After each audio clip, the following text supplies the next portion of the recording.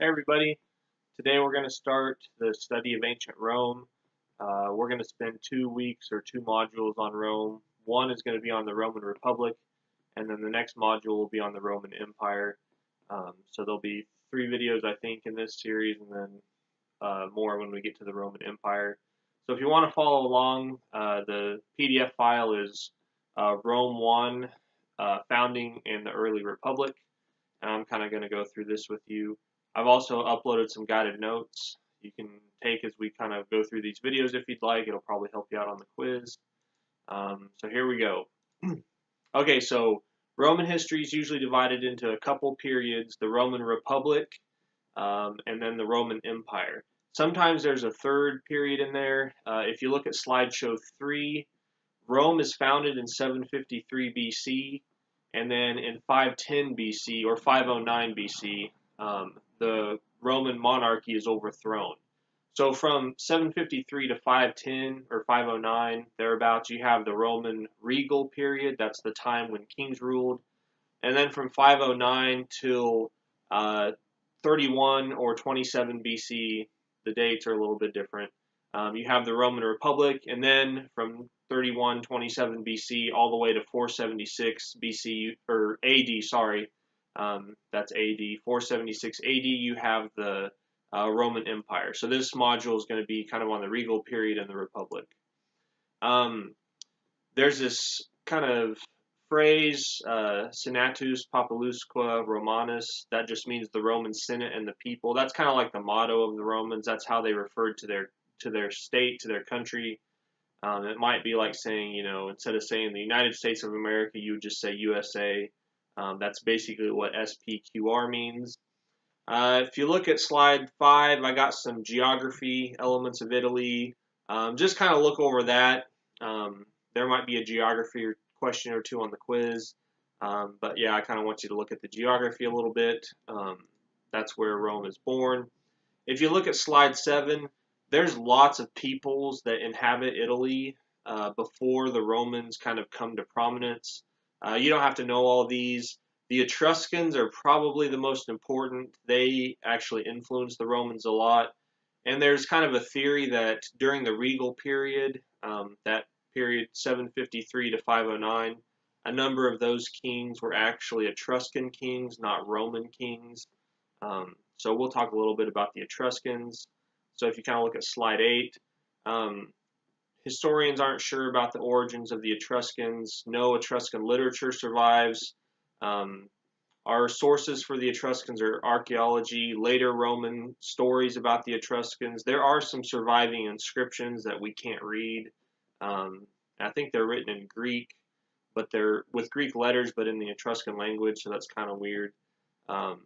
But they maybe arrived in Italy around 750 BC. There's some theories that they're from the Mediterranean over by Greece. They may have moved out and come into Italy. They influence a lot of kind of the Italian peninsula. The Etruscans weren't a unified people. They were kind of a group of city-states, I guess you could say. Look at slide 10. This is what I want you to know the most. The Etruscans influenced the Romans in a number of ways. The Etruscan alphabet influenced the Romans. The Romans kind of adopt their alphabet based on that. The fasces is this symbol. It's the bundle of the rods with the axe in the middle. This just means that you have the right to punish or execute anyone. That's from the Etruscans. The toga was worn by the Etruscans. A lot of Etruscan architecture influenced the Romans later on, like the arch and the column. Religious practices that the Etruscans used were adopted by the Romans. This is such things as divination, watching birds and interpreting omens. Stuff like this is going on. If you look at slide 11, I've got a picture of the fasces there. When you carried that as a Roman magistrate, that meant you had complete power to punish or execute anyone you thought needed it. Okay, go to slide 13. There's 2 different stories about the founding of Rome. Both of these stories are in the book Livy, The Early History of Rome. I'm going to have you read some of these stories. If you want to read primary sources, I would start with this book, Livy, The Early History of Rome. I got this copy off of Amazon for like $5.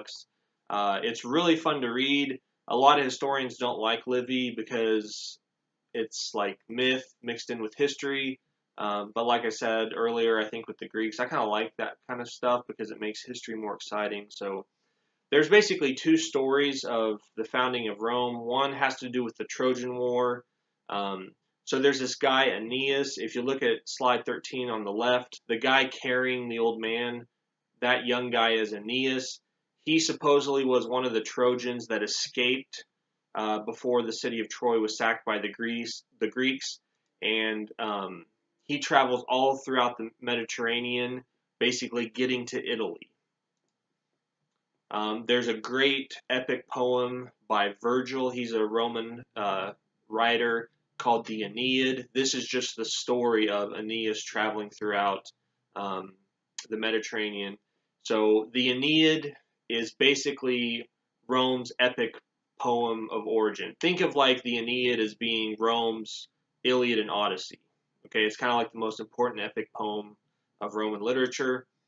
So Aeneas travels all throughout the Mediterranean from Troy. If you look at slide 17, there's a map I took from a book. He spends some time in North Africa, falls in love with the queen, but has to leave because he knows it's his job to go found another version of Troy. That's kind of what he's doing when he's traveling around the Mediterranean, is he's trying to found a new city of Troy since the old one got destroyed. He even takes the gods of the city of Troy with him to kind of establish new Troy. He ends up landing in Italy. He meets this king, Latinus. There's kind of two stories.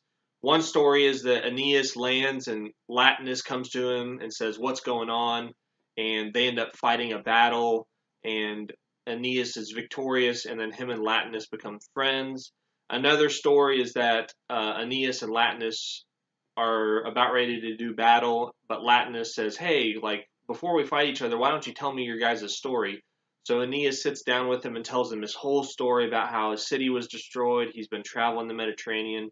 And Latinus is so moved by this story that he says, "You're welcome in Italy. You can settle here with my people," and they don't fight. And they actually become relatives because Latinus gives Aeneas his daughter in marriage. Lavinia is Latinus's daughter.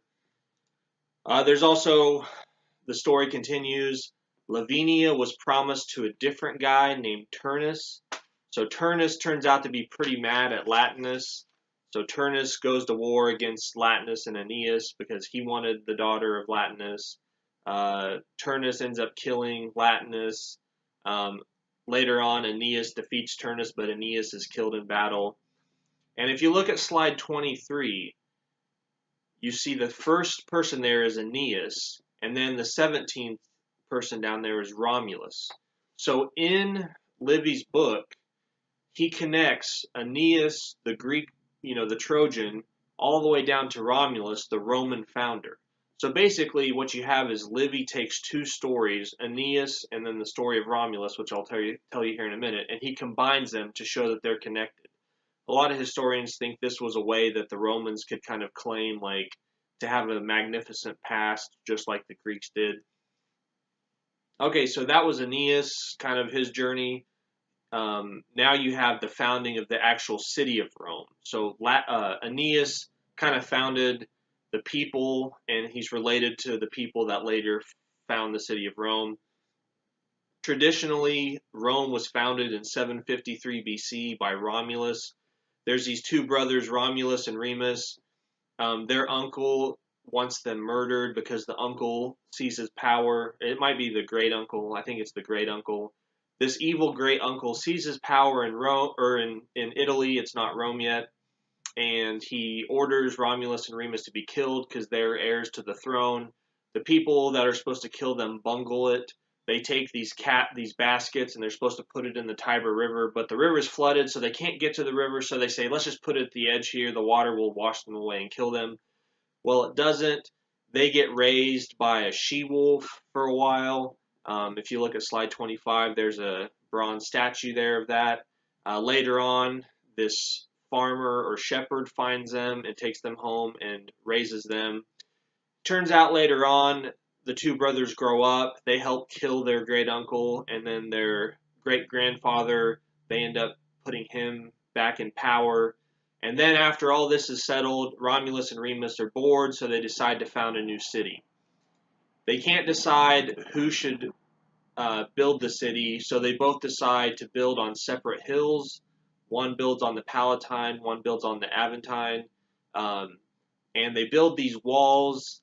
And basically, what happens is Remus makes fun of Romulus. He jumps over his wall and makes some joke about, "Ha, you're going to build a city wall? Like, I can jump over it. That's a terrible city wall." Well, this makes Romulus mad, so he kills his brother Remus and ends up building the city of Rome. So Romulus is the founder of Rome. If you look at slide 28, you can kind of see a map of Rome. Slide 30 kind of shows you a close-up of what the ancient capital looked like. It was built near the Tiber River, which is a constant source of water. Rome is at the crossroads of northern and southern Italy, so trade can go on. It's built on these series of hills, so it's defensible. And during the regal period, you have 7 kings. So if you look at slide 32, Romulus through Tarquinius Superbus. Tarquinius Superbus, he's nicknamed Tarquin the Proud. He's the last king. He gets overthrown later. I'm not going to go through each of these kings. Each of these kings has really cool stories about them in Livy. Like I said, Romulus is the founder of Rome. Romulus needs to populate the city, so he sends representatives to various people and basically says, come to the city of Rome, help me build the city. Nobody replies. Nobody wants to go to Rome. It's not even a city yet. So what Romulus does is he holds a huge party, and he basically says, come see my city. We're going to have a party. I'll feed you, etc.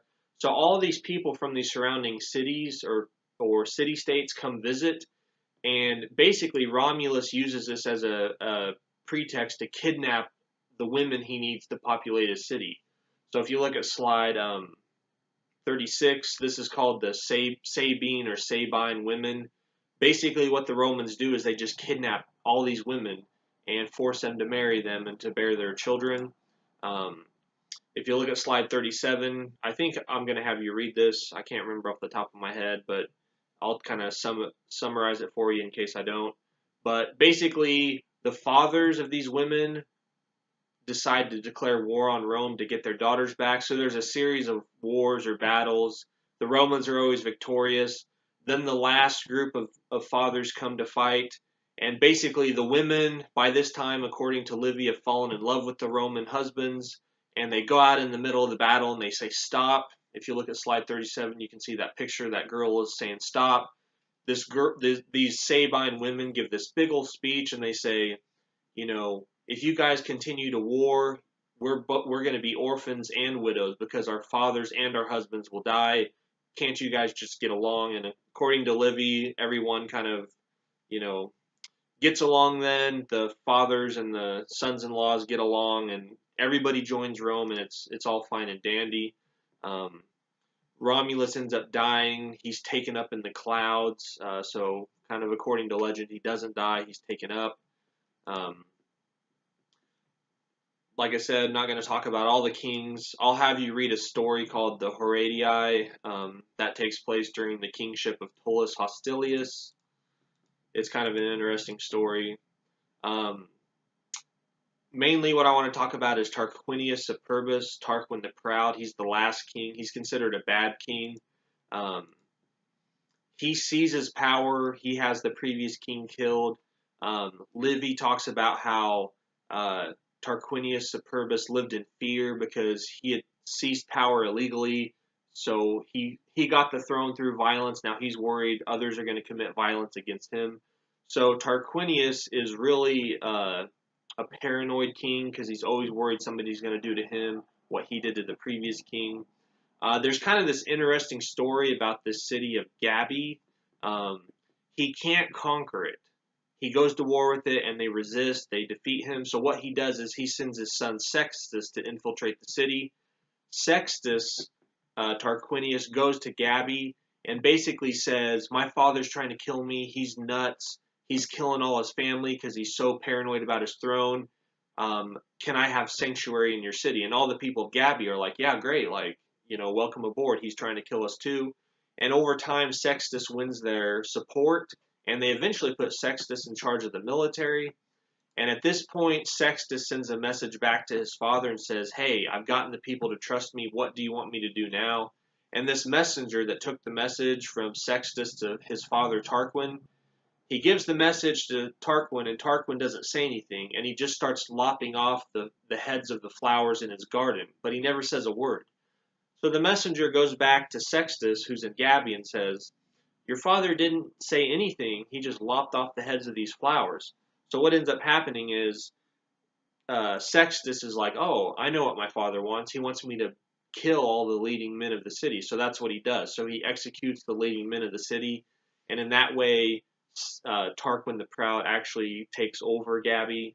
So he uses, kind of, I guess, kind of intrigue to get control of the city.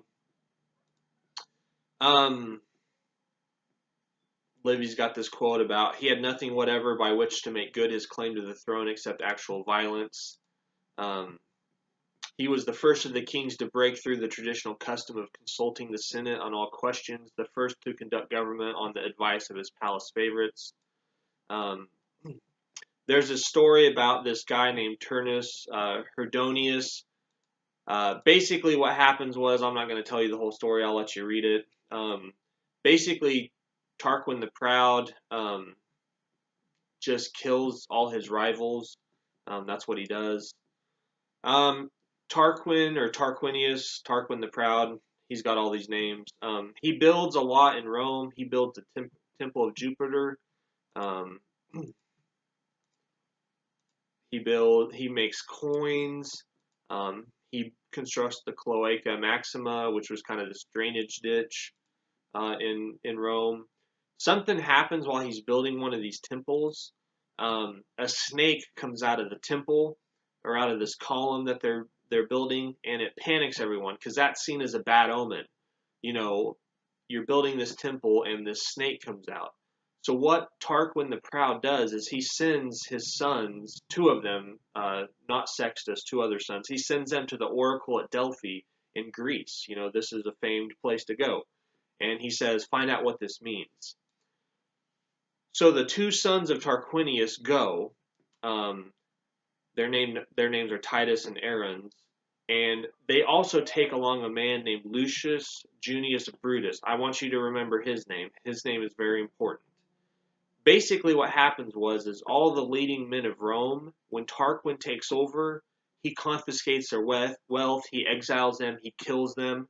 So Lucius Junius Brutus is a real smart guy. He's an aristocrat, he's a smart man, he's wealthy. He pretends to be stupid, it says he pretends to be mentally ill in the book, so that he can seem that he's not a threat to Tarquin or his sons. So basically, Tarquin lets Brutus live, and everyone jokes around about how stupid Brutus is. He's the brunt of jokes. So they send Brutus along to go to the oracle. What ends up happening is the two sons go to the oracle and they ask about the snake and they get their understanding. But then they ask the oracle another question. They say, which one of us is going to be king? Which one of us three sons? And the oracle says, the first person to kiss their mother will be king. So these two brothers, they agree amongst themselves, like, let's not tell our third brother Sextus. Let's go home and one of us will kiss our mother and become king. Brutus is smart.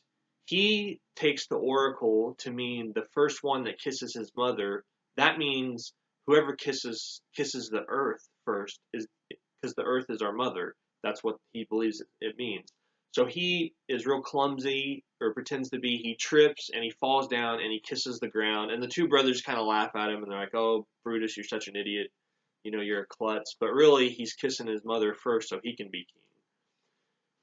Okay, so that's going on. Meanwhile, Tarquin goes to war so he can collect money or booty from other cities to build his temple. And basically what happens is there's this argument one night between Sextus and Collatinus. Collatinus is a new character. I haven't talked about him yet. And they basically say, who has the best wife? Let's have a contest. There might have been some drinking involved. I don't know. Well, what happens is they go home to their wives in Rome, and everyone's wife is partying, drinking, sleeping around. Basically, they're not behaving like good Roman women are supposed to. Collatinus's wife, when they go to her, she is busy. It's dark. It's at night. She's got some type of candle by her side, and she's spinning cloth to make clothes for the soldiers. So while everyone else's wife is messing around, Collatinus's wife is working to help support her husband and the soldiers. So his wife's name is Lucretia. So she's the perfect example of the Roman woman. She's faithful. She's chaste. She works hard. She supports her husband, and everyone kind of realizes he's got the best wife.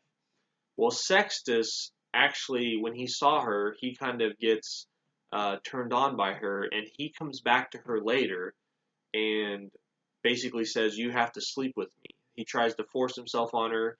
She resists and says, "No, I won't do such a thing." And he says, "If you don't sleep with me, I'm going to kill you, and then I'm going to kill one of the slaves and put his body in bed with you, and it looks like you were murdered by a slave who you were having an affair with, and then your reputation will be ruined." So at that point, Lucretia gives in, and she gets raped by Sextus. Um, what ends up happening is after she gets raped, Sextus goes on his way. She calls her husband home, and she tells him the whole story. "This is terrible. I was raped. I didn't go along with it. I was, I'm a good Roman woman. I have good character." And everyone's like, "Of course you have good character, Lucretia. We know you wouldn't do something like this." But Lucretia is so depressed or upset by what's happened to her that she says, "I'm going to kill myself," and she stabs herself. So this happens, and this is kind of seen as like Tarquin the Proud, his son Sextus. They do all kinds of stuff like this. They ruin everyone's lives. They don't care about anyone. Brutus, the guy who kissed the earth, he's there, and he takes an oath that says, "I will not rest until the kings are vanquished." So basically, he leads a big group of people, and they oust the Tarquin family. So you have the end of monarchy. It's basically a coup. They don't kill the king. Tarquin the Proud isn't killed. His son Sextus is killed by the citizens of Gabii, but Tarquin escapes. He tries to regain his crown later on, but fails. So according to Livy, the whole period of the monarchy was 244 years. Brutus and Collatinus are the first two consuls. So I want you to remember that magistry position, consul.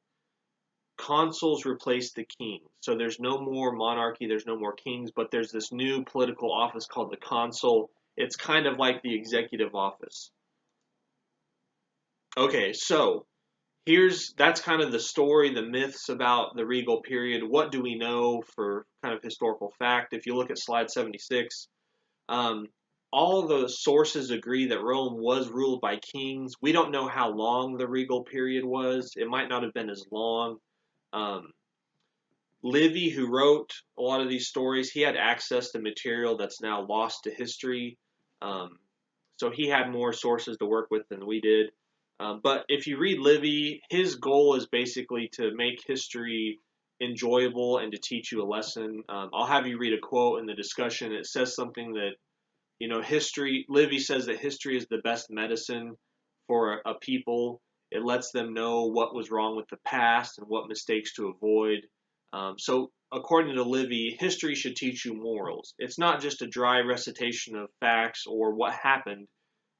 You need to write those facts, but then you need to weave them in a way that you leave your reader with a point of the story, some good lesson to kind of follow. Well, not every historical event has a good story or a moral to the point of the story. Sometimes things just happen. There is this thing called the Black Stone from the 6th century BC. It does mention the kings. The Latin word for king is rex. So there is inscriptions around Rome from the regal period that talk about a rex or a king. So we know there was a regal period. Kings were not hereditary. They were chosen by a council of nobles. This council of nobles later becomes the Senate. The Senate is going to be the most important political institution in the Roman Republic. Don't forget that. Write it down. The Senate is the most important political institution.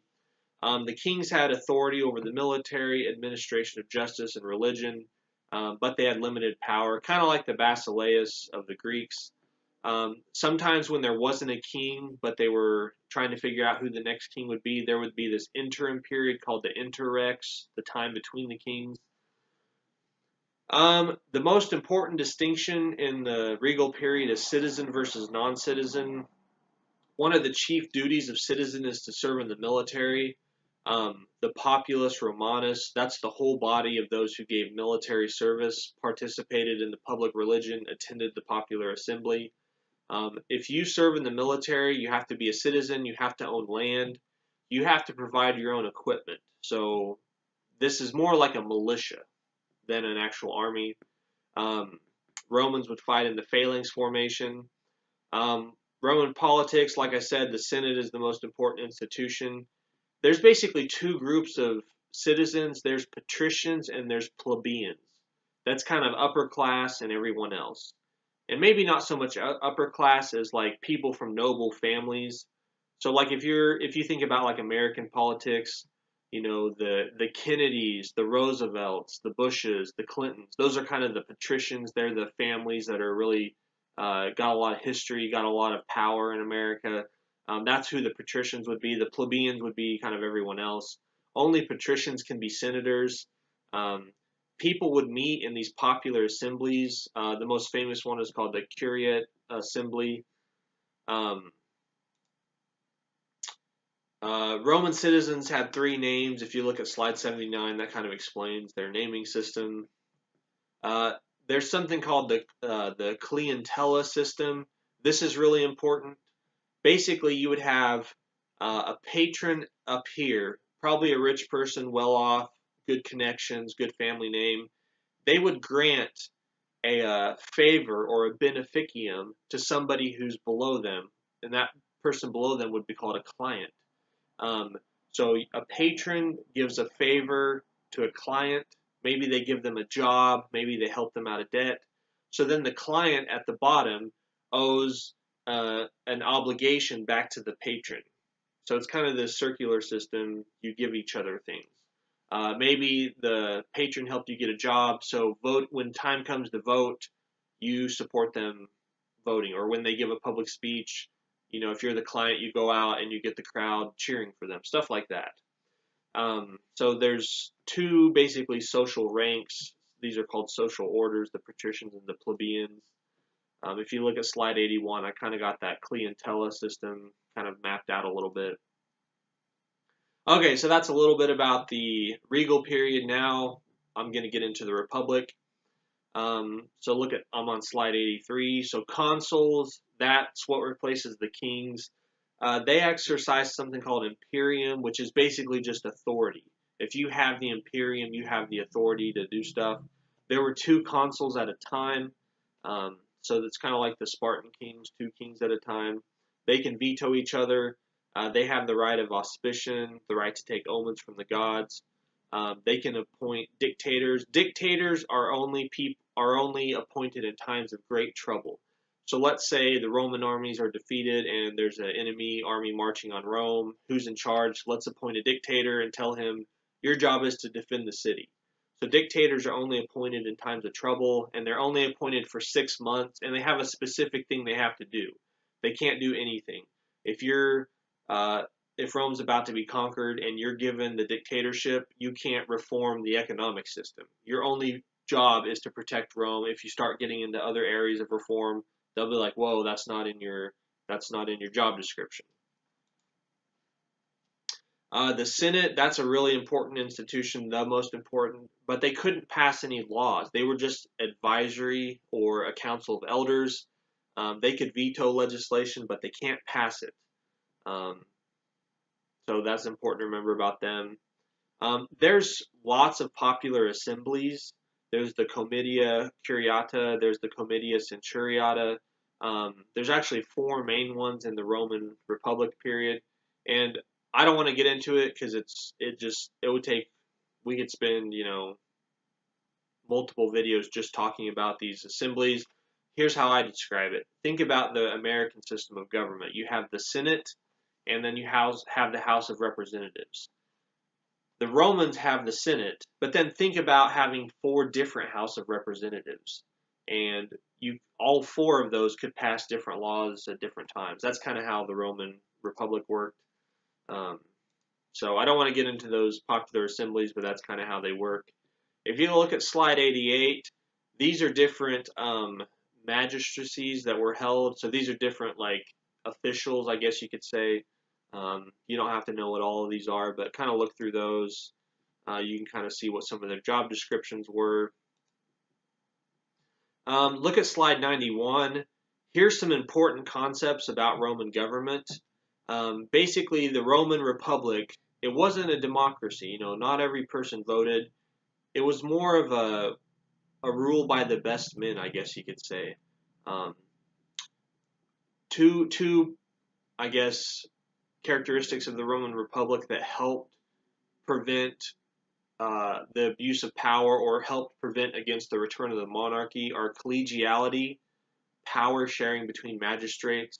So consuls share power, that way one of them can't run roughshod over someone, and limited tenure of office. So each office, the consulship, the censorship, the praetorship, different jobs, they're limited by a certain amount of time, usually 1 year. That way, one person can't seize all the power. It's term limits, basically. I told you the patricians were the aristocracy of Rome. The plebeians are the commoners. And you don't have to be poor to be a plebeian. There's some rich plebeians who are very prestigious. They just don't have, the family connections, I guess, let's say. Okay, go to slide 95. This is one of the biggest conflicts in the Roman Republic's history. This is the conflict or the struggle of the orders. It goes on from about 494 to 287 BC, and this is the struggle between the patricians and the plebeians, and it's the struggle of the plebeians to secure admission to all the offices and privileges enjoyed by the patricians. So basically, this is the plebeians' quest to get equal treatment under the law. There's a bunch of different causes, and this struggle goes on for hundreds of years, so it's not just one cause, it's different causes at different points in history. But I've narrowed it down to 4: access to the political system, relief from debt and debt bondage, judicial reform, the codification of laws, reform in the way land is distributed. Okay, so I'm going to skip through some of this. I want you to read it. I do want to read a story from Livy, just a little quote, basically. So here's one of the problems. You could be a plebeian, you could serve in the military, you could dedicate your life to protecting Rome, and you could still get treated like crap by the patricians. So here's a story of an old Roman veteran and his hardships. It's just a page. I'm going to read it to you.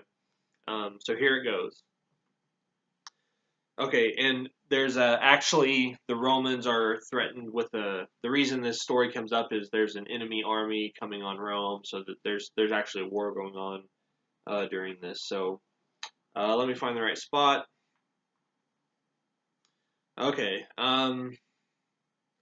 okay, so these men complained that while they were fighting in the field to preserve their country's liberty and to extend her power, their own fellow citizens at home had enslaved and oppressed them. So the plebeians are complaining that while they're fighting, they're being oppressed at home. The common people, they declared, had a better chance of freedom in war than in peace. Fellow Romans threatened them with worse than slavery than a foreign foe. Their growing resentment was fanned into flames by a particular instance of the appalling condition into which a debtor might fall. So here's the story. An old man suddenly presented himself in the Forum. The Forum is the main gathering place in Rome. With his soiled and threadbare clothes, his dreadful pallor and emaciated body, he was a pitiable sight, and the uncouthness of his appearance was further increased by his unkempt hair and beard. So here's this guy shows up in the Forum. He just looks like a mess. Nevertheless, though cruelly changed from what he had once been, he was recognized, and people began to tell each other compassionately that he was an old soldier who had once commanded a company and served with distinction in various ways, an account which he himself supported by showing the scars of honorable wounds which he still bore upon his breast. If you were scarred in the front, that was honorable. If you were scarred in the back, that was dishonorable because it meant you were facing away from danger. A crowd quickly gathered till the forum was full, as if a public assembly were about to be held. They pressed round the pathetic figure of the old soldier, asking him how it was that he had come to this dreadful pass.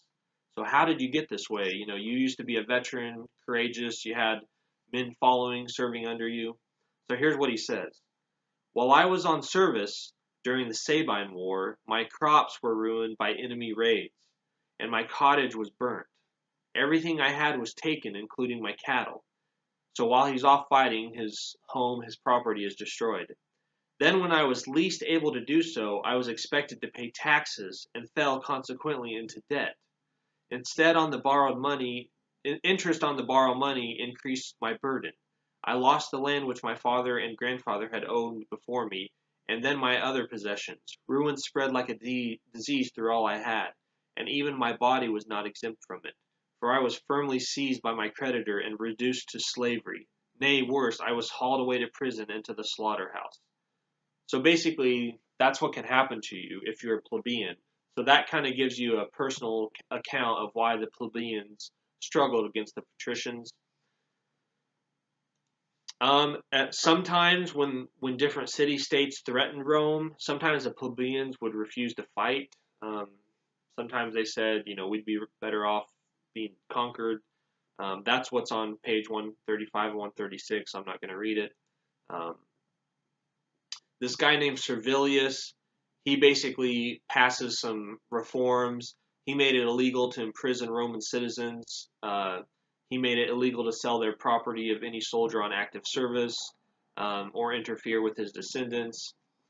So plebeians start winning rights as they go on. In 471 BC, 4 tribunes of the plebs were appointed. Basically, the consuls, in a way, protect the patricians, so now the plebeians have tribunes that protect them or look out for their interests. The law of the 12 tables, you need to write this one down. Basically, around 450, 449 BC, the Romans put together a committee, and they come up with the laws of Rome, the customs of Rome, and they write them down on these bronze tablets, and they put them in the forum. So remember how the Athenians codified the law and wrote it down for everyone to see? That's what the Romans do. They write down the law of the 12 tables. At first it was 10, and then they added 2 more. These get destroyed later on when Rome gets sacked by the Gauls, but there's other historical works that mention what the 12 tables said, so we kind of know what some of them said.